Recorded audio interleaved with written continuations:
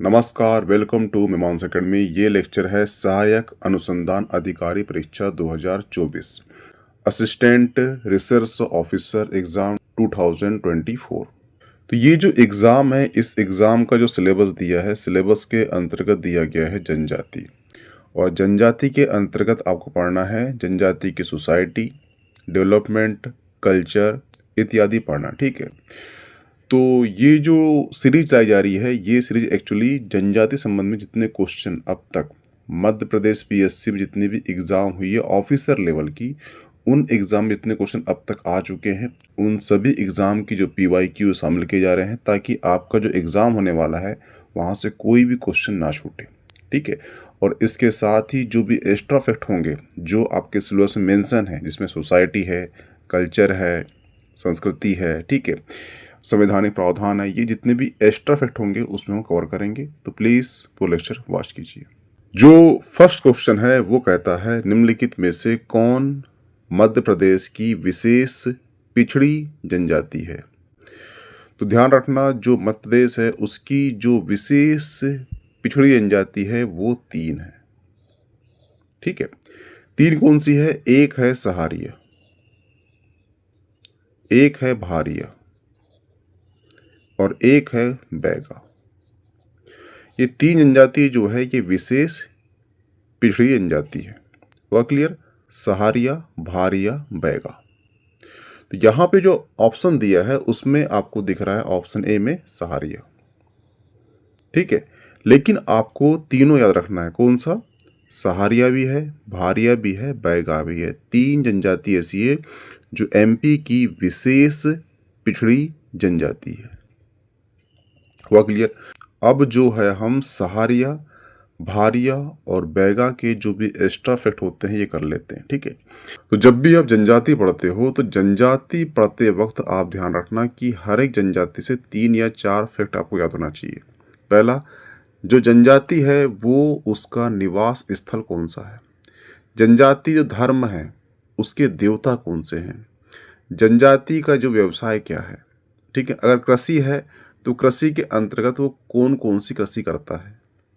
ठीक है, और जनजाति का नृत्य कौन सा है और गान कौन सा है। ये 4 या 5 फैक्ट होते हैं, ये ध्यान होना चाहिए बस आपको। ठीक है, हर एक जनजाति का आपको याद भी नहीं करना है।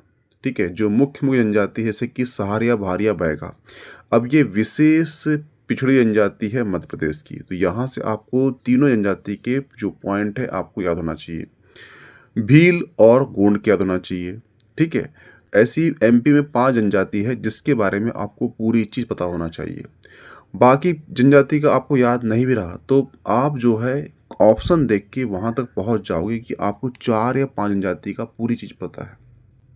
ठीक है, उनका समाज क्या है, उनका धर्म क्या है, उनके देवता क्या है, उनका कल्चर क्या है, उनका नृत्य क्या है, उनका गान क्या है। ठीक है, तो इस प्रकार से पढ़ना आप, तो आपको पढ़ने में ईजी रहेगा और जो फैक्ट हैं आप कम याद करोगे, क्योंकि जनजाति में बहुत ज़्यादा फैक्ट दिए हैं और वो जनजाति फैक्ट याद रहते भी नहीं है। ध्यान रखना, जनजाति जो मुख्य वही पढ़ना। ठीक है, उसके सारे फैक्ट पढ़ लेना और जब आपका एग्जाम होगा जो क्वेश्चन आएगा, ठीक है, तो वो क्वेश्चन जो है उन्हीं जनजाति के आसपास होगा या उनसे नहीं होगा। अगर आसपास होगा तो आप कर लोगे, अगर नहीं होगा तो समझ जाओगे कि ये क्वेश्चन तो उससे संबंधित नहीं है, तो उसे आप क्लिक कर लोगे। ठीक है, हम समझेंगे आगे कैसे करना है उसे। ठीक है, तो चलिए शुरू करते हैं कि जो जनजाति है सहारिया, भारिया, बैगा, इनकी विशेषता क्या है, इनका कल्चर क्या है, समाज क्या है। ठीक है, तो हम बात करते हैं किसकी?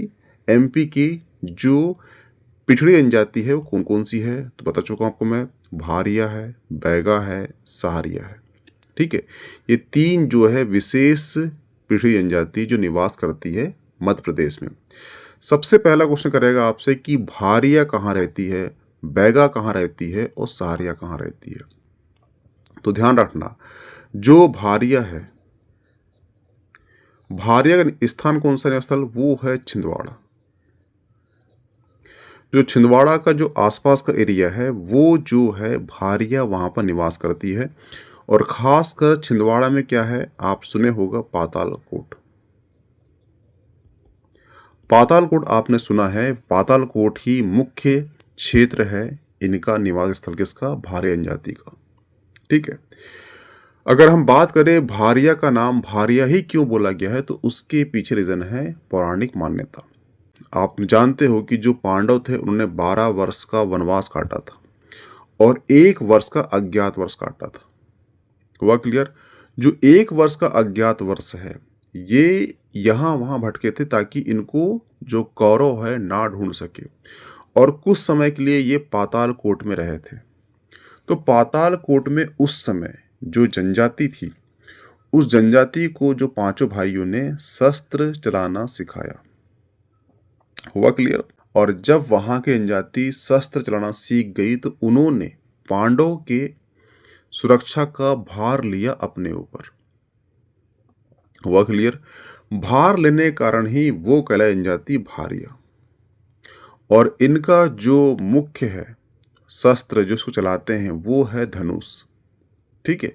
और जो इनका बड़ा भाई था, पांडव का जो बड़ा भाई था कर्ण, इसको अपना देवता मानते हैं। वह क्लियर है? ठीक है। तो जो भारिया है ये कहाँ निवास करती है? ये छिंदवाड़ा जिले में मुख्यतः निवास करती है। वह क्लियर? ठीक है। अब हम बात करें बैगा की। बैगा जो है ये बालाघाट में निवास करती है। बैगा जो है, बैगा और आपको मिलेगा गोंड। एक मान्यता ये कहती है कि जो बैगा है और जो गोंड है एक ही जो कैंप होता है, ठीक है, वहां पैदा हुए थे। और जो बैगा थे ये चले गए जंगल और जो गोंड थे ये आ गए नगर के लिए। तो बैगा जो है सुरक्षा करते हैं जंगल की, और नगर की सुरक्षा के लिए कौन आ गए थे? गोंड आ गए थे। यानी कि गोंड और बैगा में सिमिलैरिटी है, ये बताया गया है। बस नाम चेंज है, बाकी हर एक चीज उनका कल्चर, समाज, विवाह, धर्म, देवता, सबका सब सेम है। हुआ क्लियर? तो इसलिए ध्यान रखना कि बैगा और गोंड आपको आएगा तो ये किस जिले में मिलेंगे आपको? ये मिलेंगे बालाघाट, डिंडोरी, मंडला, ठीक है, इन सब क्षेत्रों में मिलेंगे ये बैगा और गोंड। अब बात करते हैं किसकी? सहारिया की। सहारे जनजाति जो है इसका क्षेत्र कौन सा है निवास स्थल? तो वो है ग्वालियर। ग्वालियर के आसपास के जिले में आपको ग्वालियर, भिंड, मुरैना जो है इन क्षेत्रों में आपको मिलेगी सहारिया जनजाति। हुआ क्लियर? तो आप लॉजिकल रूप से जब भी क्वेश्चन आता है तो आप टिक कर लेना उसे। भारिया आएगा छिंदवाड़ा के आसपास, बैगा गोंड आएगा बालाघाट के आसपास, सहारिया आएगा ग्वालियर के आसपास। हुआ क्लियर? ठीक है। तो ये ध्यान रखना, यहां से ये क्वेश्चन करेगा निवास स्थल कौन सा इनका मेनली। अगर बात की जाए जनजाति कौन सी? बैगा की। तो बैगा जनजाति जो है ये मध्य प्रदेश में मुख्यतः 3 जिलों में पाई जाती है। एक है मंडला, शहडोल, बालाघाट। हुआ क्लियर? और ध्यान रखना कि जो बैगा जनजाति है ये कर्मा नृत्य करती है। कर्मा नृत्य को बैगा युवा युवती जो टोली बनाकर एक दूसरे के गांव में जाकर नृत्य करते हैं, ठीक है, इसे कहते हैं कर्मा नृत्य।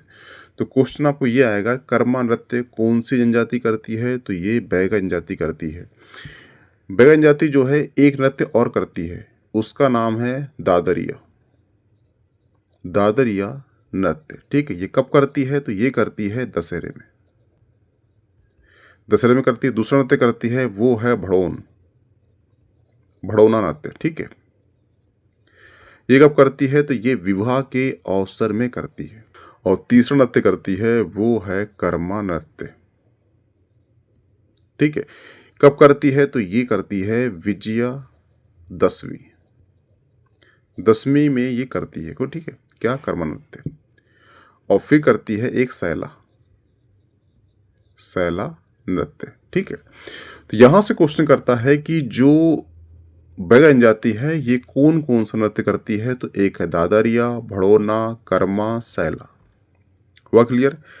कभी क्वेश्चन कर लेता है डीप में जाके कि जो नृत्य करती है दादरिया ये कब करती है? तो ये दशहरे के समय करती है। जो नृत्य है भड़ौना कब करती है? तो विवाह के अवसर में करती है। कर्मा नृत्य कब करती है? तो ये विजया दशमी में करती है, ठीक है। इस प्रकार से आपको ये भी याद होना चाहिए कि कौन कौन से अवसर पर कौन कौन से नृत्य करते हैं। हुआ क्लियर? तो यहाँ से आपको इतने फैक्ट याद होना चाहिए, ठीक है। अब बात कर लेते हैं हम किसकी? बैगा जनजाति की इकोनॉमी की, यानी कि इनकी अर्थव्यवस्था क्या है, कि आपके सिलेबस में मेंशन है अर्थव्यवस्था। तो हर जनजाति से जो भी आपका अर्थव्यवस्था है, ठीक है, उसकी मेन अर्थव्यवस्था क्या है, उसकी जीवनी चल कैसे रही है, आपको याद होना चाहिए। तो जो बैगा जनजाति है ये करती है झूम कृषि करती है। क्या करती है? झूम कृषि करती है। अब क्वेश्चन ये उठता है कि ये झूम कृषि ही क्यों करती है? तो उसका रीजन है, जो बैगा जनजाति है वो धरती को माँ मानती है, ठीक है, और माँ के ऊपर कोई भी हल नहीं चलाएगा। जब हल नहीं चलाएगा तो वो ऐसी कृषि करेगा जिससे कि हल चलाने की आवश्यकता ना हो। तो ऐसी कृषि को कहा जाता है झूम कृषि, एक नाम है उसका। दूसरा है बेवार और तीसरा है दहिया और चौथा है पोंडू। ये जो कृषि है ये कृषि करती है बैगा, ठीक है। झूम कृषि क्या होती है तो ध्यान रखना, झूम कृषि जो होती है, जो जंगल में एक स्थान को जलाया जाता है, ठीक है, और जो स्थान जलाते हैं जगह खाली होती है, फिर वहाँ पे कृषि करते हैं, ठीक है। और जैसे ही वो क्षेत्र में जो उसकी ज़मीन की जो उर्वरकता क्षमता है कम होती है, तो वहाँ से वो और जगह शिफ्ट हो जाते हैं। ऐसी कृषि को कहते हैं झूम कृषि। इसमें कृषि में हल या कुद्दल का यूज़ नहीं करते ये लोग। जो भी अनाज है वहाँ उगाएंगे, वहाँ से निकल जाएगा, उसी को खा लेंगे। ऐसा क्यों करती है, कभी क्वेश्चन कर लिया आपसे इंटरव्यू में, तो ध्यान रखना वो इसलिए करती है कि बैगा जनजाति जो है धरती को माँ मानती है और धरती के ऊपर ये हल नहीं चलाती, इसलिए झूम कृषि, बेवार, दहिया, पोंडू कृषि करती है, ठीक है। जो बेवार है इसका नाम एक और चीज़ है, कभी आपको नाम आएगा बदलाव। बदलाव कृषि भी कभी आ गया आपको, तो ये भी बैगा जनजाति करती है। हुआ क्लियर?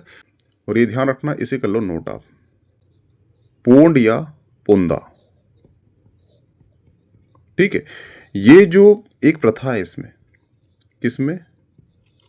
जनजाति में। इसके अंतर्गत क्या होता है कि जिस भी किसान के पास, इस प्रथा में ऐसा होता है, जिस भी किसान के पास जो है बैल नहीं होते, तो वो बैल जो है किसी और किसान के पास से लेगा और अपना काम करेगा कृषि में, और जो भी कृषि में उत्पादन होगा उसका कुछ हिस्सा वो उस किसान को देगा जिससे उसने बैल लाकर काम कराया था। ऐसी प्रथा को पोंडा या पोंदा प्रथा कहते हैं, जो बैगा जनजाति में प्रसिद्ध है। हुआ क्लियर? तो कभी आपको आए झूम कृषि, बेवार कृषि, दहिया कृषि या पोंड कृषि, ये सभी कृषि कौन करता है? ये करते हैं बैगा जनजाति। क्यों करते हैं पूछेगा? क्योंकि धरती को मानते हैं माँ, और जब माँ मानते हैं तो धरती के ऊपर हल का यूज़ नहीं करते। पोंड और पोंदा नाम की जो प्रथा है ये भी चलती है, प्रचलित है किसमें? बैगा जनजाति में। क्या है बता चुका हूँ आपको। हुआ क्लियर? ये ध्यान रखना। और कभी आपको क्वेश्चन आ जाए कि जहाँ पे बैगा नहीं दिया है ऑप्शन में और ये सभी ऑप्शन दिए हैं वहाँ पे गोंड लिखा है, तो आप उसे गोंड भी टिक कर सकते हो, क्योंकि बता चुका था आपको कि एक ही कैंप में पैदा हुए थे गोंड और बैगा। बैगा ने संभाला जंगल और जो गोंड थे उनने संभाले नगर, ठीक है ना। दोनों भाई भाई हैं, नाम चेंज है बस, एक रहता है नगर में, एक रहता है जंगल में, ठीक है। तो कभी क्वेश्चन आपको आ जाए इस टाइप की और वहाँ पे बैगा नहीं दिया है, तो वहाँ पे उसका आंसर क्या हो जाएगा? गोंड हो जाएगा। हुआ क्लियर? जैसे कि सबसे गुदना फ्री जनजाति कौन सी कहलाती है? तो वो कहलाती है बैगा, लेकिन उसका एक और आंसर है, वो गोंड भी है। यानी गोंड और बैगा दोनों ही गुदना प्रिय जनजाति कहलाती है। अभी जो आप देख रहे होंगे कई लोग जो है ये अपने शरीर में एक प्रकार के डिजाइन बनाते हैं, उससे कहते हैं टेटू, परंतु प्राचीन काल में यही था गुदना। गुदना क्यों करते हैं? कभी क्वेश्चन आपको एंट्री में जाए, गुदना प्रिय जनजाति कौन सी है? तो वो बैगा गोंड है।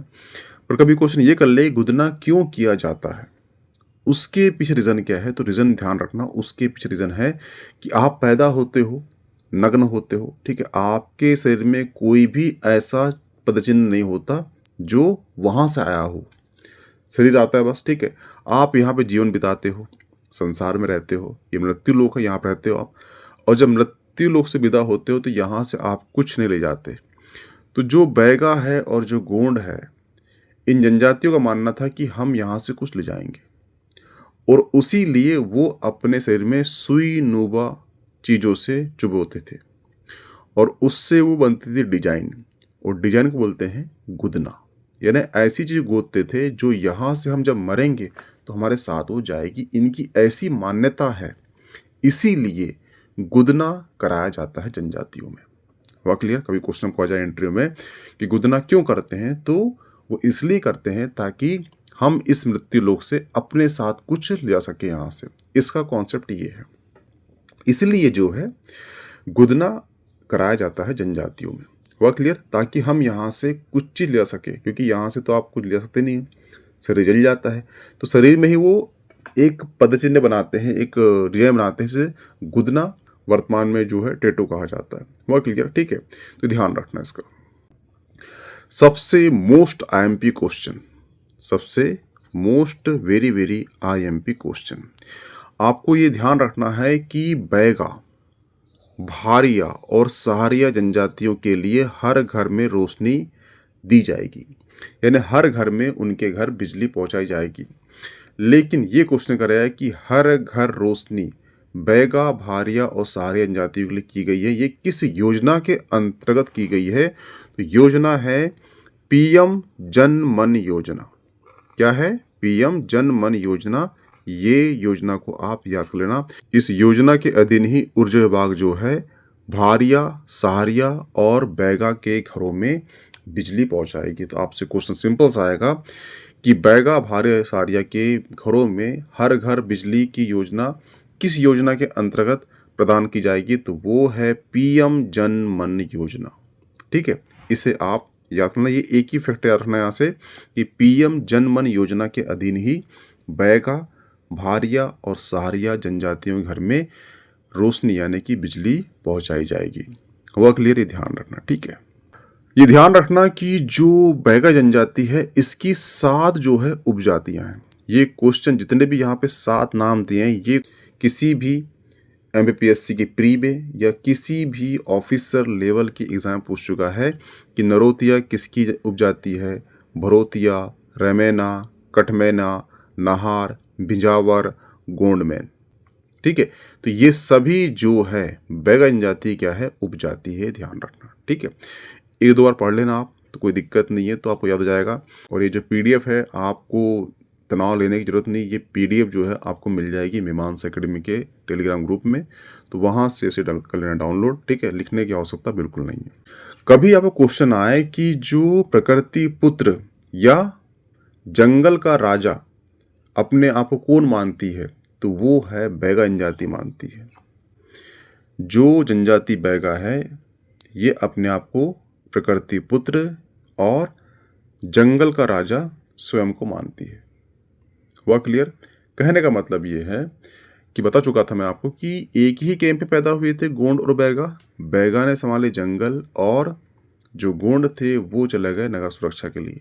तो जो बैगा है वो अपने आप को प्रकृति पुत्र आपको आए, धरती पुत्र आए, या फिर स्वयं को जंगल राजा कहती है, ऐसी कौन सी जनजाति कहती है? तो वो है बैगा जनजाति। हुआ क्लियर? ठीक है, ये जो इमेज है, ये इमेज जो है मध्य प्रदेश प्रशासन की इमेज है, और इन इमेज में जो चीज़ दी रहती है डायरेक्ट वहाँ से क्वेश्चन आते हैं, इसलिए मैंने पीपीटी में ये ऐड कर दिया है। ठीक है, क्योंकि बहुत चीज़ है बैगा जनजाति में। ठीक है, उसमें से वो चीज़ छाटा गया है जो गवर्नमेंट ने अपनी वेबसाइट में डाली थी, इसलिए मैंने यहाँ पे ऐड कर दिया है। तो ये जो क्वेश्चन रहते हैं, ये क्वेश्चन पहले से आउट रहते हैं। इनमें से क्वेश्चन कई बार हुआ जाता है, जो मध्य प्रदेश का जनसंपर्क विभाग है वहाँ पे जो इमेज अपलोड होती है उन्हीं में से क्वेश्चन कई बार आ जाते हैं, और उसके बाहर क्वेश्चन जाते भी नहीं है। ठीक है, जैसे आपसे क्वेश्चन कर लिया कि प्रकृति पुत्र किसे कहते हैं? तो वो है बैगा। ठीक है, जंगल का राजा अपने जंगल का राजा स्वयं को कौन मानती जनजाति है? तो वो है बैगा। ठीक है, इस टाइप से। हुआ क्लियर? ये ध्यान रखना। एक्चुअली जो जनसंपर्क विभाग है इसने जो बजट संबंधी इमेज अपलोड किया था, और उन्हीं बजट संबंधी इमेज से ही क्वेश्चन डायरेक्ट आए थे। आपके ऑफिसर लेवल के एग्जाम देख लो आप, या फिर आप एमपीएससी एग्जाम देख लो आप। ठीक है, आपको दिखा भी दूंगा मैं कि ये क्वेश्चन इस टाइप से आए थे, और उससे क्वेश्चन बाहर गए भी नहीं। तो ध्यान रखना, जब भी आपको इस प्रकार से मध्य प्रदेश प्रशासन की इमेज दिखती है, वहाँ पे कोई दिखता है फैक्ट, तो उसे ध्यान से पढ़ लेना, क्योंकि वो एग्जाम के लिए एक आउट क्वेश्चन ही माना जाएगा। हुआ क्लियर? ये ध्यान रखना। और एग्जाम में वो इसलिए भी आता है क्योंकि जो करंट में घटना घटती है, ठीक है, उसी की इमेज को वो करता है अपलोड, और आप ध्यान रखना है जो भी क्वेश्चन आता है उसका संबंध करेंट से ही रहता है, ठीक है, ये ध्यान रखना। एक क्वेश्चन ये भी करता है कि मध्य प्रदेश में बैगा जनजाति के लोग भूमिया कहलाते हैं, ठीक है। यहाँ पे एक कन्फ्यूजन ये भी है कि जो भूमिया है वो एक्चुअली भारिया को भी कहा जाता है, लेकिन ये इमेज है मध्य प्रदेश जनसंपर्क विभाग की, इसलिए हमने माना है किसे, भूमिया बैगा को माना है। हुआ क्लियर?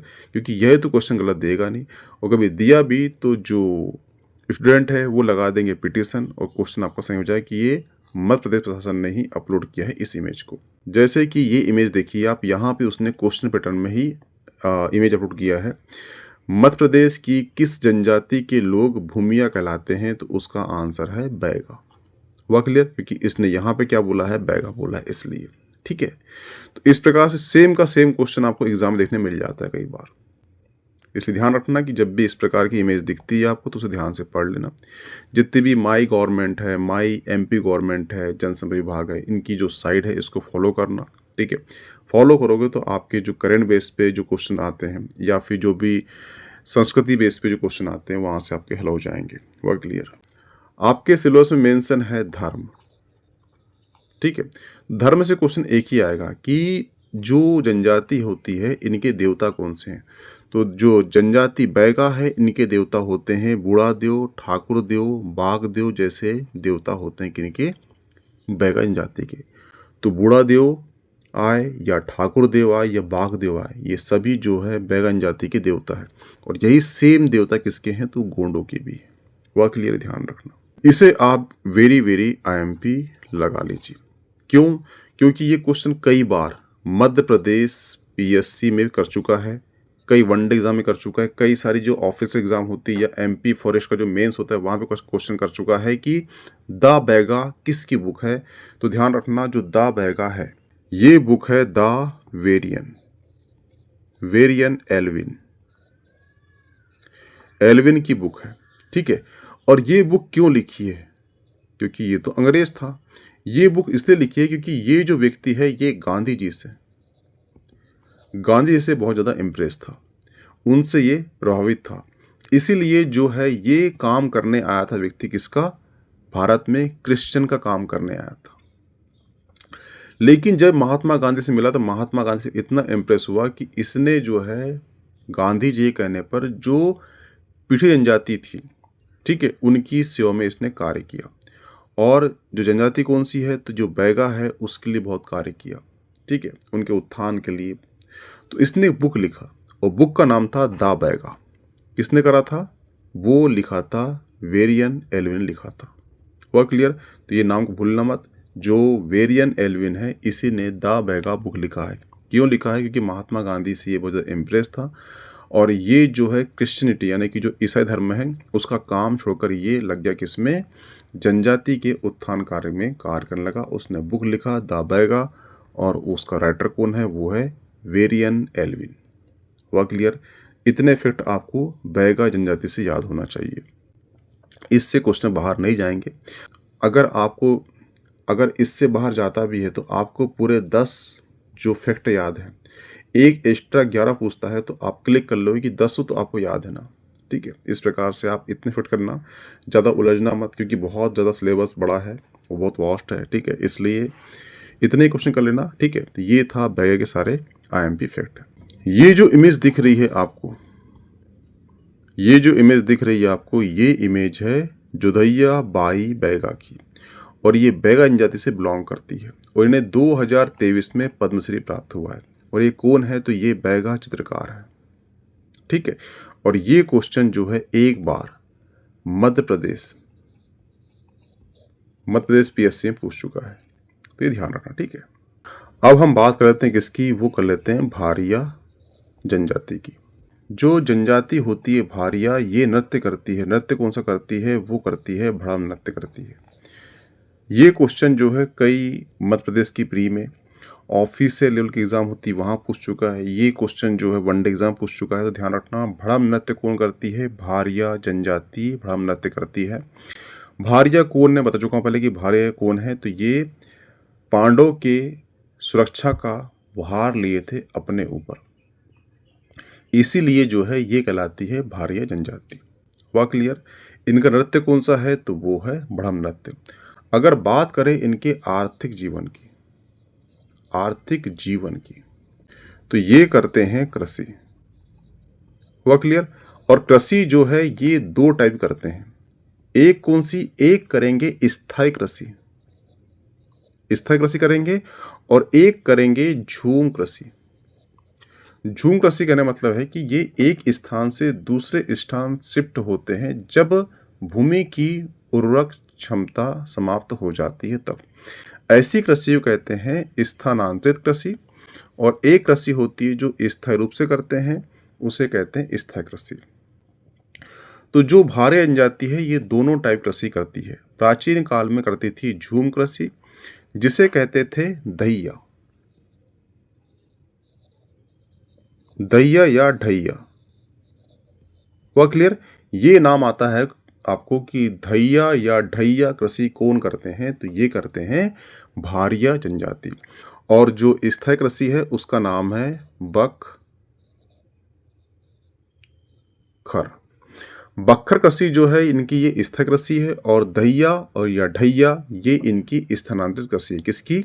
भारिया जनजाति की। ठीक है, तो यहाँ से ये क्वेश्चन करेगा जो भारिया जनजाति है उनका क्षेत्र कौन सा है, निवास स्थल? तो वह छिंदवाड़ा के आसपास पातालकोट में ये जनजाति पाई जाती है। ठीक है, भारिया क्यों है? क्योंकि इन्होंने अर्जुन या पांडवों की सुरक्षा का भार लिया था अपने ऊपर, इसलिए इन्हें भारिया कहते हैं। इनका आर्थिक जीवन में क्या होता है? कृषि करते हैं। कृषि दो टाइप की होती है इनके पास, एक झूम कृषि यानी स्थानांतरित कृषि, एक होती स्थायी कृषि। स्थायी कृषि का नाम क्या है? तो ये बख खर कृषि कहते हैं इसे, और झूम कृषि का नाम या स्थानांतरित कृषि का नाम क्या है? तो वो है दैया या ढैया कृषि। हुआ क्लियर? इतने यहाँ से क्वेश्चन करेगा, ध्यान रखना। ठीक है, अगर हम बात करें इसकी क्षेत्र की, ये कहाँ निवास करते हैं, तो ये है प्यारा मध्य प्रदेश, और ये जो दिख रहा है आपको ये है छिंदवाड़ा जिला। तो ये यहाँ पर निवास करती है कौन सी? भारिया जनजाति यहाँ पर निवास करती है। हुआ क्लियर? अगर बात करते हैं हम इसके धर्म की, तो जो धर्म है इनके दो भगवान हैं, ये पूजा करते हैं। किसकी? तो एक करते हैं साल वृक्ष की पूजा करते हैं। ठीक है, और दूसरे देवता रखना, वो देवता कौन से हैं? तो वो है भीमसेन देव। ये कब करते हैं? तो ध्यान रखना, बता चुका हूं कि ये इनका व्यवसाय क्या है? कृषि प्रधान जनजाति है। तो ये जो है कृषि देवता है इनके। कृषि देवता कौन है? भीमसेन। ये क्वेश्चन जो है एक बार पूछ चुका है कि भीमदेव जो है भारे जनजाति के कैसे देवता हैं? तो ये कृषि देवता हैं। ठीक है, ये ध्यान रखना। और इनका व्यवसाय एक और है, वो है जड़ी बूटियों का।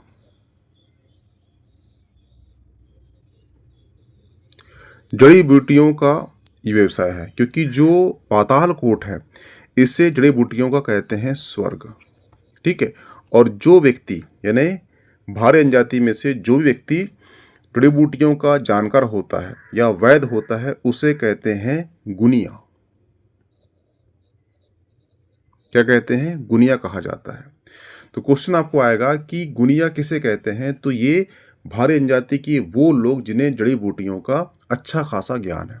आपने न्यूज़ सुना होगा 2015 या आसपास की बता रहा हूँ मैं, सनत जयसूर्या जो है ये क्रिकेटर हैं, और जो सनत जयसूर्या जो हैं ये अपने पैरों पर खड़े नहीं हो पा रहे थे। तो सनत जयसूर्या को कुछ घंटे के अंदर यहाँ पे लाया गया था। कहाँ पर? पातालकोट में लाया गया था, और ऐसा कहा जाता है 24 घंटे या 36 घंटे के अंतर्गत वो अपने पैरों पर खड़े हो गए थे, और पातालकोट में ही आए थे, और यहाँ पे जो इनका आयुर्वेदिक इलाज चला था और उसके बाद जो है खड़े हो गए थे। कौन? सनत जयसूर्या, जो श्रीलंका के जहाँ तक प्लेयर हैं क्रिकेटर के। ठीक है, तो जो व्यक्ति जड़ी बूटियों जानकार होता है भारे जनजाति में वो कहलाता है गुनिया। हुआ क्लियर? इनका धर्म कैसा है? तो धर्म के अंतर्गत दो देवता की पूजा होती है मुख्यतः। एक है साल वृक्ष और दूसरे हैं भीमदेव। भीमदेव कैसे देवता हैं? तो कृषि प्रधान देवता है। कृषि में जब जाते हैं तो ये पूजा करते हैं। कृषि देवता कौन है? तो वो है भीमसेन। हुआ क्लियर? ये ध्यान रखना। ठीक है, एक फैक्ट ये भी है कि जो भारे जनजाति है इन्हें कहते हैं जंगलियों का जंगली। जंगलियों को जंगली कहते हैं, ठीक है। अब सवाल उठता है कि ये कहाँ कहा गया था, तो ये कहा गया था 1981 की हुई थी जनगणना। क्या हुई थी? जनगणना हुई थी, उसमें कहा था इन्हें जंगलियों का जंगली कहा गया था। किसे? भारिया जनजाति को। तो क्वेश्चन यही बनेगा आपसे कि जंगलियों का जंगली किसे कहते हैं, तो वो कहते हैं भारिया जनजाति को। अब सवाल उठता है कि कब कहा गया था, तो ये कहा गया था 1981 की जो जनगणना हुई थी उसमें कहा गया था भारिया जनजाति को जंगलियों का जंगली। हुआ क्लियर? और जो भारिया जनजाति है ये जिस स्थान पर रहती है उसे कहते हैं ठाना। जो ठाना है इनका क्या है? निवास स्थल कहलाता है। क्वेश्चन आपको ये भी आएगा कि ठाना क्या है? भारियों का निवास स्थल जहाँ पे रहती उसे ठाना कहा जाता है। ये ध्यान रखना कि जो भारिया जनजातियों गांव होता है उसमें आपको 3 चीज़ देखने मिलेगी। एक है मेघनाथ खंभ देखने मिलेगा। दूसरा मिलेगा आपको भीमसेन। तीसरा मिलेगा आपको मृतक चौराहा। ये 3 चीज आपको देखने को मिलेगी आपको। मृतक चौराहा, भीमसेन और मेघनाथ खंभ। ये कहाँ मिलेगा आपको? ये भारिया के गांव में मिलेगा। और भारिया जहाँ निवास करते हैं उसे कहते हैं ठाना। हुआ क्लियर? तो इतने यहाँ से क्वेश्चन करेगा। अब बात कर लेते हैं हम किसकी? सहारिया जनजाति की। सहारिया जनजाति की, ठीक है। सहारिया जनजाति जो है ये मध्य प्रदेश की पांचवी सबसे बड़ी जनजाति कौन सी? सहारिया जनजाति, ठीक है। इनका जो निवास स्थल है, ठीक है, वो कहाँ पर है? तो वो है मुरैना, 1 श्योपुर, 2 और शिवपुरी। ये जो जिले हैं यहाँ पर ये सहारिया जनजाति निवास करती है, ठीक है। और जो विंध्य पर्वत क्षेत्र है यहाँ पे इन्हें कहते हैं खुटिया पटेल ये कहते हैं। और ये क्वेश्चन जो है मध्य प्रदेश पीएससी ने 2022 में कर चुकी है कि खुटिया पटेल किसे कहते हैं, तो वो कहते हैं सहारिया जनजाति को खुटिया पटेल कहा जाता है। अगर बात की जाए इनके आर्थिक जीवन की, तो ये जो है वनोत्पादन का करते हैं संग्रह, ठीक है। और उसे ये अपने जीवन के अकॉर्डिंग बेच लेते होंगे। तो वनोत्पादन का ये करते हैं संग्रह, इनका ये आर्थिक जीवन है, ठीक है। अगर बात की जाए इनके धर्म की, तो धर्म के अंतर्गत इनके देवता होते हैं, वो होते हैं ठाकुर देव, ठीक है। दूसरा होते हैं भूरा देव, ठीक है। और तीसरे होते हैं नाहार देव। और चौथे होते हैं भूमिया देव, ठीक है। और ये चारों देवता हैं ये अलग अलग काम करते हैं। जैसे कि ठाकुर देव जो होते हैं ये ग्राम देव होते हैं, ठीक है। और जो नाहार देवता है ये जंगल के राजा होते हैं, जंगल के शेर होते हैं, कौन से? नाहार देव। और जो भूमिया है ये जीवन की रक्षा करते हैं, ठीक है। इस प्रकार से अलग अलग देवता होते हैं। आपको ठाकुर देव आए, भूरा देव आए, या नाहार देव आए, या भूमिया देव आए, ये सभी किसके देवता हैं? ये सहारिया जनजाति के देवता हैं, ठीक है। अब ये जो है इनके कल्चर के अंतर्गत ये करते हैं नृत्य। तो नृत्य रखना, नृत्य पूछता है इनका नृत्य क्या है, तो ध्यान रखना नृत्य होता है, एक होता है लहंगी, ठीक है। दूसरा करते हैं दुलदुल घोड़ी। तीसरा करते हैं ये रागिनी, ठीक है। और चौथा करते हैं ये स्वांग नृत्य। हुआ क्लियर? तो आपको ये चारों नृत्य याद होना चाहिए कि लहंगी, दुलदुल घोड़ी, रागिनी, स्वांग नृत्य जो है ये सहारिया जनजाति करती है। हुआ क्लियर? तो यहाँ से इतने क्वेश्चन करेगा। अब चलते हैं हम नेक्स्ट क्वेश्चन में। तो आपको समझ में आ चुका होगा कि सहारिया, भारिया और बैगा ये जो है एमपी की अति पिछड़ी जनजाति है। इनके सारे फैक्ट कर चुके हैं। तो इतने सारे जो फैक्ट हैं आपके एग्जाम के लिए काफ़ी हैं, ठीक है। अगर इससे बाहर जाता भी है तो आप गौर कर लो कि आपको 100 क्वेश्चन में से 80 पता है और 20 नहीं पता है तो आप 80 के नॉलेज के अकॉर्डिंग आप 20 को भी हेल्प कर सकते हो। ठीक है, अब चलते हैं नेक्स्ट क्वेश्चन में। नेक्स्ट क्वेश्चन है, मध्य प्रदेश में कंघी कला का आविष्कार खालिस्तान मानी जाती है, यानी कि कंघी कला जो है कौन सी जनजाति ने आविष्कार किया है, तो उसका आंसर है बंजारा। जो जनजाति होती है बंजारा, ये एक्चुअली अति श्रृंगार प्रिय जनजाति होती है। ठीक है, तो जो श्रृंगार करेगा वो अपने बाल संवारेगा, और बाल संवारने के लिए कुछ आविष्कार करेगा, इसलिए उसने कंघी का आविष्कार कर लिया।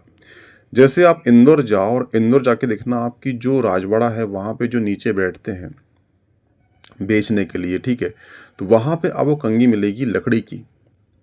लकड़ी कंघी दिखेगी आपको, वो एक्चुअली इन्हीं बंजारों की देन है। तो कंघी का आविष्कार किसने किया है? बंजारा जनजाति ने किया है। ठीक है, और ये क्वेश्चन जो है मध्य प्रदेश के प्री में क्वेश्चन कर चुका है।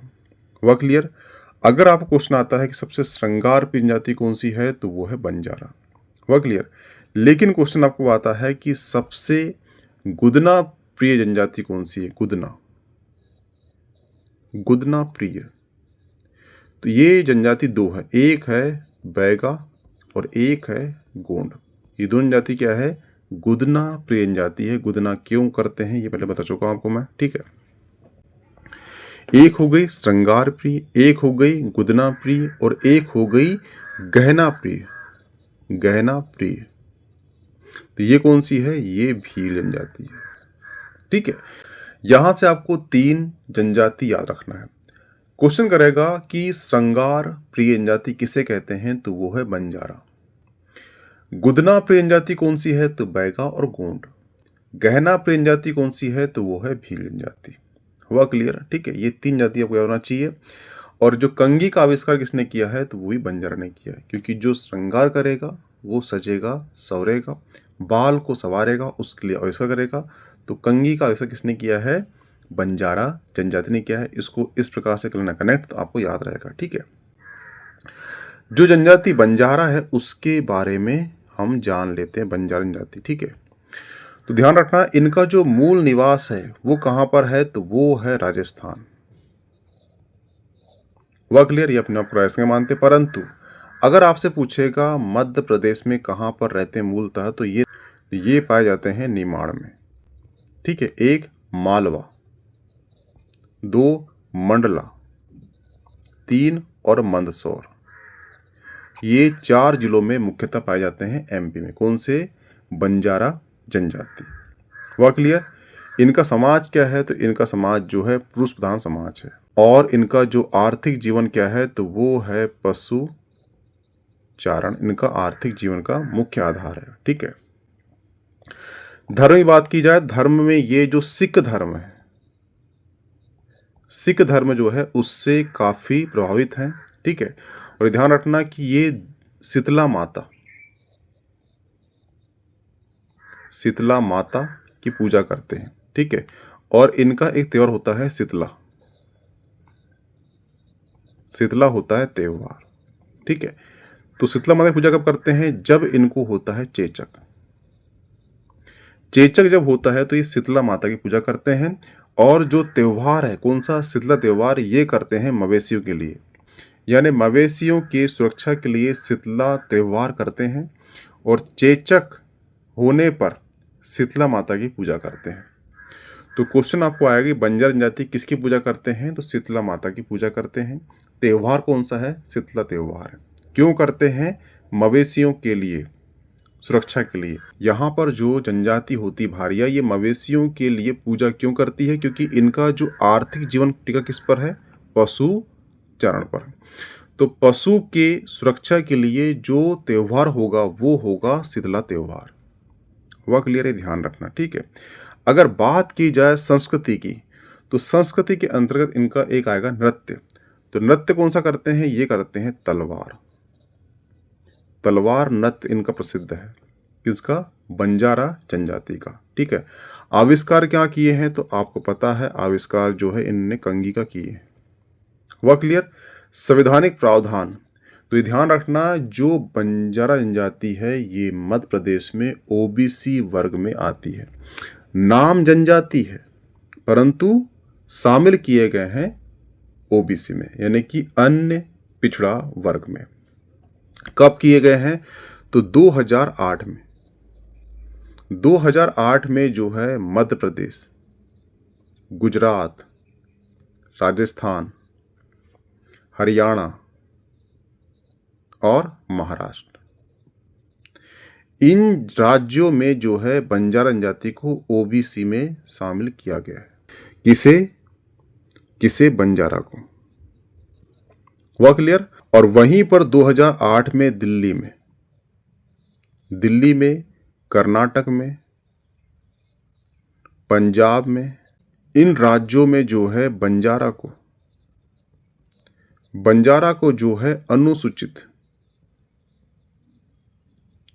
अनुसूचित जाति में शामिल किया गया है। ठीक है, तो ये जो संवैधानिक प्रावधान है, ध्यान रखना कि 2008 में मध्य प्रदेश, गुजरात, राजस्थान, हरियाणा और महाराष्ट्र, इन राज्यों में जो बंजारा है उसे ओबीसी वर्ग में शामिल किया गया है। वहीं पर दिल्ली, कर्नाटक, पंजाब में बंजारा को अनुसूचित जाति में शामिल किया गया है। और एक क्वेश्चन किया था 2022 में, कहां पर?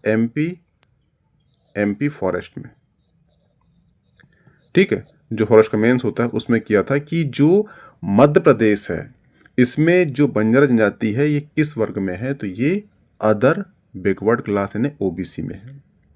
ठीक है, तो ये जो फैक्ट है इसे आप वेरी आईएमपी लगा लेना, क्योंकि आपको वहां पर दिखेगा जनजाति, तो आप ओबीसी लगाओगे ही नहीं। परंतु ध्यान रखना कि ओबीसी है, लेकिन ध्यान रखना कि जनजाति लगा हुआ है, परंतु महाराष्ट्र, गुजरात, हरियाणा और मध्य प्रदेश में, गुजरात में ये जनजाति कौन सी? बंजारा ओबीसी वर्ग में शामिल की गई है। हुआ क्लियर? ये ध्यान रखना। ठीक है, आपने सुना होगा सागर जिला में एक झील है जिसका नाम है लाखा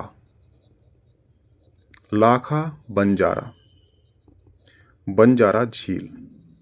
ठीक है, ये झील जो है आज से 400 वर्ष पहले जो बंजारा सरदार थे उनका नाम था लखवी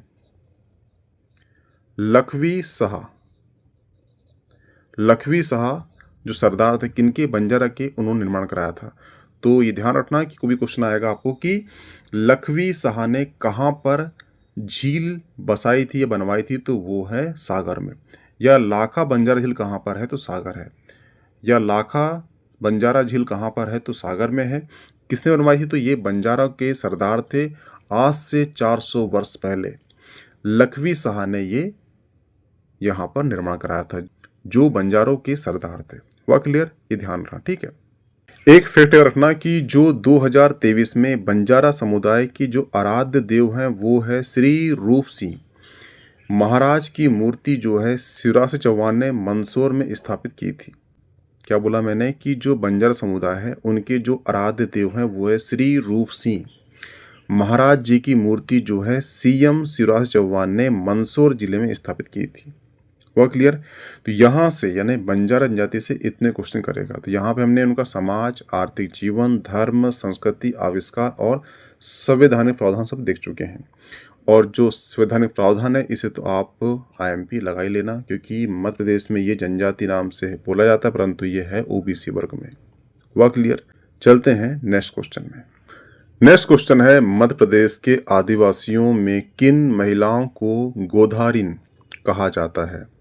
तो ध्यान रखना, जो गोधारिन है ये गुदना कलाकार कहते हैं। किसे कहते हैं? गुदना कलाकार को। जो गुदना कलाकार होते हैं उन्हें कहते हैं गोधारिन। ठीक है, अब मैं बता चुका हूं आपको जो गुदना प्रिय जनजाति कौन सी है? तो एक है बैगा और एक है गोंड। ठीक है, तो जो बैगा है इसके बारे में हमने पढ़ चुका है। अब हम पढ़ लेते हैं गोंड के बारे में। ठीक है, तो जो गोंड है, ऐसा कहा जाता है कि जो गोंड है ये एक्चुअली बैगा और गोंड एक ही कैंप में पैदा हुए थे। जो बैगा है इन्होंने संभाला जंगल और जो गोंड है इन्होंने संभाला नगर। ठीक है, जो गोंड जनजाति है इनकी उपजाति है, तो एक उपजाति कौन सी है? ये है अंगरिया, प्रधान, ओझा, सोलाहास। ये आपको उपजाति याद होना चाहिए। ठीक है। संस्कृति कैसी है इनकी, तो बोली है गोंडी, भोजन है पेज। जैसे कि आप देखना बालाघाट मंडला क्षेत्र में आओगे तो वहां पे आप पूछना पेज। ऐसा कोई व्यक्ति नहीं होगा जिसने पेज नहीं पिया होगा। पेज जो है चावल का एक होता है, पानी निकलता है, पानी से बनाया जाता है पेज। और पेज जो है गोंडों का मुख्य भोज पदार्थ है। ठीक है। विवाह इनका होता है पटनी विवाह। दूध लौटा हुआ यानी कि मामा की बेटी शादी कर देते हैं, इसे कहते हैं दूध लौटा विवाह। चांड विवाह, लमसेना विवाह आदि जो है इनके बीच में विवाह प्रचलित होते हैं। तो क्वेश्चन आपको सिंपल सा आएगा, दूध लौटावा विवाह किस में प्रचलित है, तो ये गोंड जनजाति में प्रचलित है। ठीक है। पर्व पूछेगा तो ध्यान रखना बालाघाट मंडला जिलों में जो दिवाली होती है उसके बाद लगते हैं मेले और मंडाई। मंडाई इनका मुख्य पर्व होता है, किसका, गोंड और बैगा जनजातियों का। अगर बात की जाए इनके नृत्य की तो ये है सैला, कर्मा, भदोनी, विचरा, सजानी, सुवा, ये सभी जो है इनके नृत्य होते हैं। ठीक है। तो आपको याद रखना इसमें से कर्मा नृत्य, ठीक है, सैला नृत्य, भदोनी नृत्य, ठीक है, और सुवा नृत्य। ये नृत्य इतने याद होना चाहिए कि ये नृत्य जो है गोंड जनजाति द्वारा किया जाता है। वह क्लियर, इतने फैक्ट आपको याद होना चाहिए। ये ध्यान रखना कि जो मध्य प्रदेश है यहाँ पर विभिन्न प्रकार की जनजाति पाई जाती है और इनकी विभिन्न विभिन्न प्रकार की मान्यता है। ऐसी ही एक मान्यता है गोंड जनजाति में भी, जिसे कहा जाता है सरंग नौसेनी। जाना जाता है यह जो है नौसेनी मंडला के चौगान नामक, कहाँ पर, मंडला के जो चौगान है, चौगान नामक स्थान पर ये स्थापित है। गोंड जनजाति के लोगों का ऐसा मानना है कि नौसेनी स्वर्ग जाने का मार्ग है, यानी इससे आप कहाँ निकल जाओगे, स्वर्ग निकल जाओगे। तो कभी क्वेश्चन आपको आ जाए कि सरंग नौसेनी क्या है, तो गोंड जनजाति का ऐसा मानना है कि ये इससे हम स्वर्ग जा सकते हैं। वह क्लियर। ये सरंग नौसेनी कहाँ पर है, तो मंडला के चौगान में है। वह क्लियर। जनजाति कौन सी मानती है, तो गोंड मानती है। वह क्लियर। तो आपको ये सरंग नौसेनी याद होना चाहिए। दूसरी चीज, अगर बात की जाए लिरार कोठी, क्या है, लिल्लार कोठी। ये जो आपको दिख रहा है लिल्लार कोठी, और ये जो आपको दिख रहा है ना, ये मट्टी का बना हुआ ये कोठी है। कोठी का मतलब होता है कि यहाँ पर एक बहुत बड़ा ये कोठी समान है, कोठी। ठीक है, यानी छोटा सा घर मान लो। यहाँ पे क्या होता है कि जो जनजाति होती है गोंड, ये जो है साल भर का, पूरे साल का जो अनाज है, अनाज को ये यहाँ पर सुरक्षित रखती है।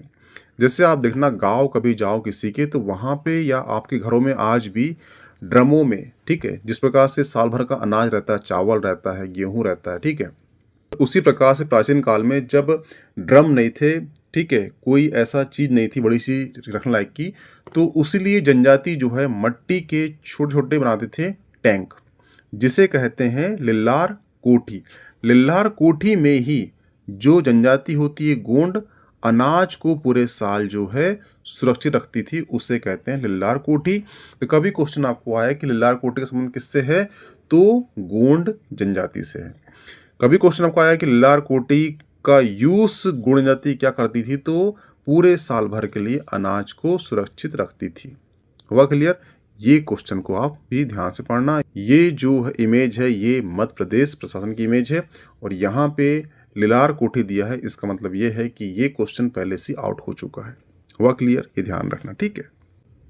अगर बात की जाए गोंड के आर्थिक जीवन की, तो ये खेती करते हैं, लघु वन उपज संग्रह करते हैं, इसमें तेंदुपत्ता, महुआ जो इनका संग्रह करते हैं, इन्हें सुखाते हैं, इनको बेचते हैं, इनका जीवन काल चलते रहता है, इनका ये आर्थिक जीवन है। ठीक है।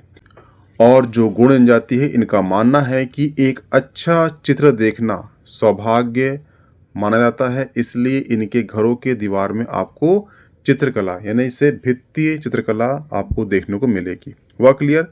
इनका जो क्षेत्र है वो है मध्य भारत, यानी कि अंतर्गत मध्य प्रदेश, छत्तीसगढ़, महाराष्ट्र और उड़ीसा, इन क्षेत्रों में निवास करती है। और मुख्यतः अगर बात की जाए जिलों की, तो जिले हैं बालाघाट, मंडला, डिंडोरी जिलों में निवास करते हैं। वह क्लियर, ये ध्यान रखना, ठीक है। एक बुक का याद रखना नाम, ये ध्यान रखना कि ये बुक है किसकी, श्यामा चरण दुबे की। इन्होंने जो है गोंड जनजाति, इन्होंने जो है गोंड जनजाति, गोंड जनजाति के सामाजिक सांस्कृतिक का अध्ययन किया था। इसलिए कभी क्वेश्चन आएगा आपको कि जो गोंड जनजाति के सामाजिक संस्कृति का अध्ययन किसने किया था, तो वो किया था श्यामा चरण दुबे ने, ठीक है। और इसका उल्लेख कहाँ किया है, भारतीय समाज में किया है, ठीक है। तो ये क्वेश्चन जो है एक बार किसी एग्जाम पूछ चुका है, इसलिए मैंने यहाँ मेंशन कर दिया है कि श्यामा चरण दुबे जो है गोंड जनजाति के सामाजिक सांस्कृतिक का अध्ययन करने वाले एक राइटर हैं। इनकी बुक कौन सी है, भारतीय समाज, ठीक है। और ध्यान रखना कि जो दा बैगा है ये किसने लिखा था, वेरियन एल्विन ने लिखा था दा बैगा। वेरियन एल्विन कौन था, ये था अंग्रेज था, क्रिश्चियन के काम के लिए भारत आया था, महात्मा गांधी से मिला, उनसे इम्प्रेस हुआ, महात्मा गांधी ने काम पे लगा दिया किसकी, जनजाति के लिए। और जनजाति के लिए उन्हें इतना काम करा, उन्हें एक बुक ही लिख दिया। बुक कौन सी लिखा, दा बैगा। बुक किसकी है, एरविन एल्विन की बुक है, वह क्लियर। और जो भारतीय समाज है किसकी बुक है, ये श्यामा चरण दुबे की है। जो दा बैगा है इन्होंने दा बैगा के लिए लिखा है, और जो भारतीय समाज में श्यामा चरण दुबे हैं इन्होंने गोंड समाज के सामाजिक सांस्कृतिक का अध्ययन किया है। वह क्लियर, इतने क्वेश्चन आपसे करेगा, वह क्लियर। अब कुछ फैक्ट और बच गए हैं, वो कर लेते हैं। ये है गोंड जनजाति, ठीक है। तो जो गोंड शब्द है ये निकला है कोंड से, ठीक है। और कोंड का मतलब होता है पर्वत।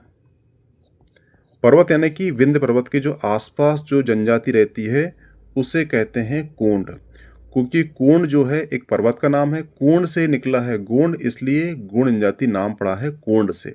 वो क्लियर, ये ध्यान रखना, ठीक है। अगर बात की जाए इनका जो निवास स्थल है, तो जो नर्मदा घाटी है उसके दोनों ओर ये को दिखाई देंगे, कौन से, गोंड जनजाति, ठीक है। समाज कैसा है इनका, तो इनका समाज जो है पितृसत्तात्मक समाज है, ठीक है। जो गोंड है इनकी होती है पंचायत, पंचायत होती है, और पंचायत का जो मुखिया होता है उसे कहते हैं मांझी, मांझी या देशमुख, ठीक है। जो पंचायत होती है गोंडों की उसका जो मुखिया होता है उसे मांझी या देशमुख कहा जाता है, ठीक है। अगर बात की जाए धर्म की, धर्म वही होगा इसमें कि देवता होंगे बड़ा देव, ठाकुर देव, नारायण देव, दूल्हा देव।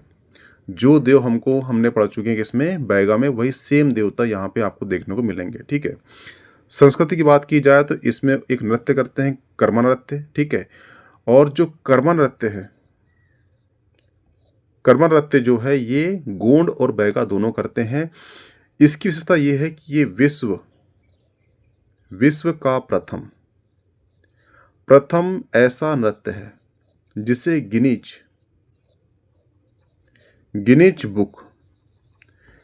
बुक ऑफ अवार्ड में रिकॉर्डेड किया गया है।